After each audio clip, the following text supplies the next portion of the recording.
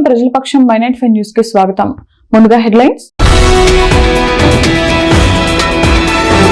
కోటలో హత్యకు గురైన జర్నలిస్ట్ జగన్మోహన్ రెడ్డి కుటుంబ సభ్యులను ఫోన్లో పరామర్శించిన హోంశాఖ మంత్రి అనిత. పంచాయతీ 1వ వార్డులో వాటర్ మ్యాన్ మాకొద్దు బాబోయ్ అంటూ నిరసన తెలియజేస్తున్న స్థానికులు. టీడీపీ జాతీయ వర్కింగ్ ప్రెసిడెంట్ గా ప్రమాణ స్వీకారం చేసిన నారా లోకేష్ కు శుభాకాంక్షలు తెలిపిన మదనపల్లి టౌన్ ప్రెసిడెంట్. మహిళల భద్రతకు పెద్దపీట. సోషల్ మీడియాలో అసభ్య పోస్టులు పెడితే కఠిన చర్యలు తప్పవు హెచ్చరించిన డీఐజీ కోయా ప్రవీణ్. డీటెయిల్స్ చూస్తే జిల్లాలో మహిళల భద్రతకు అత్యధిక ప్రాధాన్యత ఇవ్వాలని, వారిపై నేరాలకు పాల్పడే వారి పట్ల ఎంతటి కఠినంగానైనా వ్యవహరించాలని Kurnool range DIG doctor Koya Praveen IPS police అధికారులను ఆదేశించారు. బుధవారం ఆయన మదనపల్లిలోని అన్నమయ్య జిల్లా పోలీస్ ప్రధాన కార్యాలయాన్ని సందర్శించారు.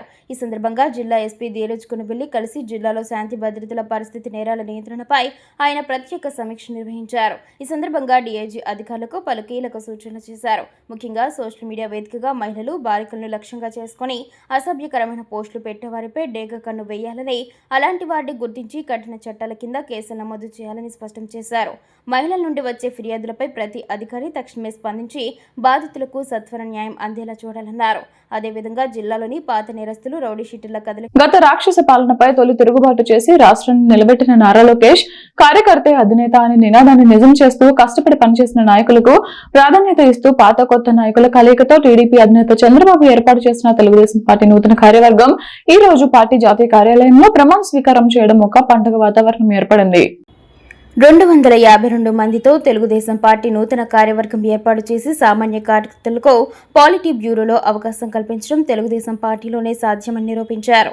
ఈ కార్యక్రమంలో టౌన్ అధ్యక్షులు నాదెండ్ల అరుణ్ తేజ్, మండల అధ్యక్షులు దేవరెంటి శ్రీనివాసులు శ్రీరాములు, తెలుగు యువత అధ్యక్షులు ప్రణయ్ రాయల్, టీఎన్ఎస్ఎఫ్ నాయకులు రాజేష్ పాల్గొన్నారు.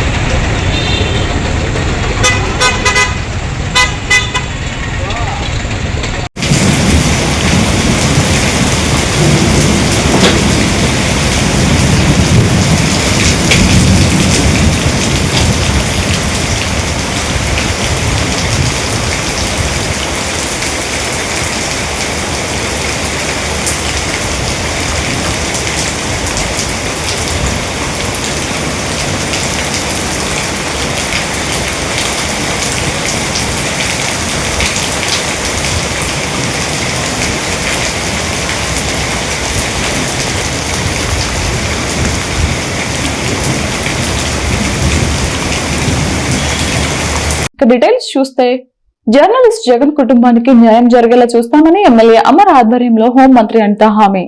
పట్టపగలు ఆంధ్రజ్యోతి రిపోర్టర్ను రౌడీ షీటర్ అత్యంత పాశవికంగా హత్య చేసిన ఘటన రాష్ట్ర వ్యాప్తంగా సంచలనం రేకెత్తించడంతో ఈ విషయంపై బుధవారం స్థానిక ఎమ్మెల్యే అమర్నాథ్ రెడ్డి జరిగిన సంఘటనపై ప్రభుత్వం దృష్టికి తీసుకువెళ్లారు.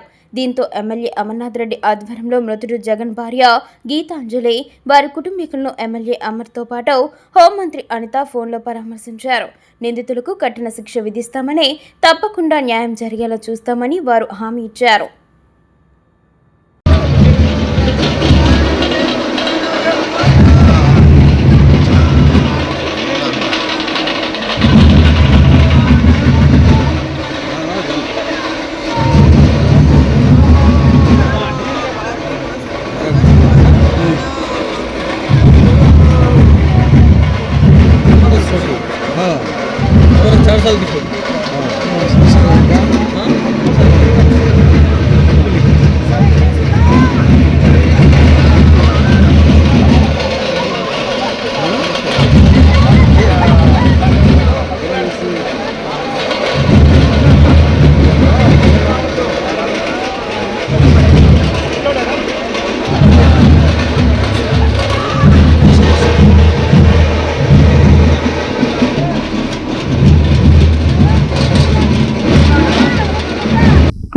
జరిగిన హత్యకు గురైన జగన్మోహన్ రెడ్డి మృతి బాధాకరం.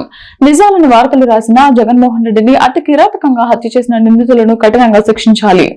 నిందితులపై కఠిన చర్యలు తీసుకోవాలని సీఎం చంద్రబాబు జిల్లా ఎస్పీ కలెక్టర్లను ఆదేశించారు. కుప్పం నియోజకవర్గంలో కూటమి ప్రభుత్వ హయాంలో అనేక అభివృద్ధి పనులు చేపడుతున్నారు. హంద్రినివా ద్వారా కృష్ణమ్మ నీళ్లను కుప్పంకు సీఎం చంద్రబాబు తీసుకువచ్చారు.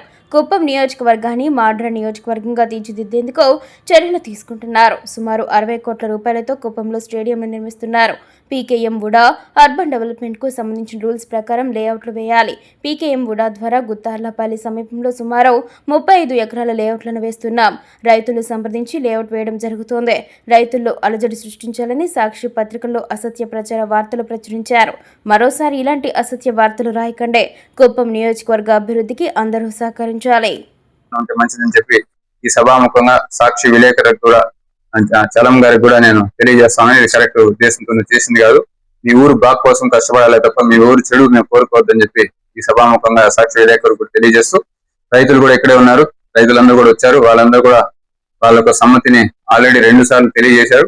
నిన్న కూడా వాళ్ళందరూ కూడా తెలియజేశారు. ఇంకా వన్స్ మనకి జీవో వచ్చిన తర్వాత మన ఆర్డీఓ గారిని దీనికి ప్రిసైడింగ్ ఆఫీసర్ గా వేస్తారు.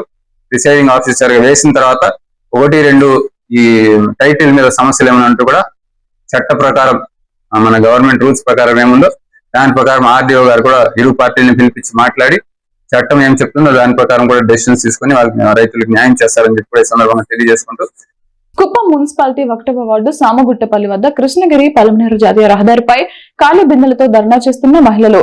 కుప్పం నియోజకవర్గంలోని ప్రతి చెరువును కృష్ణ జలాలతో ద్వారా నింపడం అయితే జరిగింది, కానీ సామగుట్టపల్లి చెరువుకు నీళ్లు రాలేదని, నీటి సమస్యను ఎదుర్కొంటున్నామని మహిళలు రోడ్డుపై ధర్నా కార్యక్రమాన్ని చేపట్టారు. దీనిపై మున్సిపల్ కమిషనర్ శ్రీనివాసరావు స్పందించాలని గ్రామ ప్రజలు కోరుతున్నారు.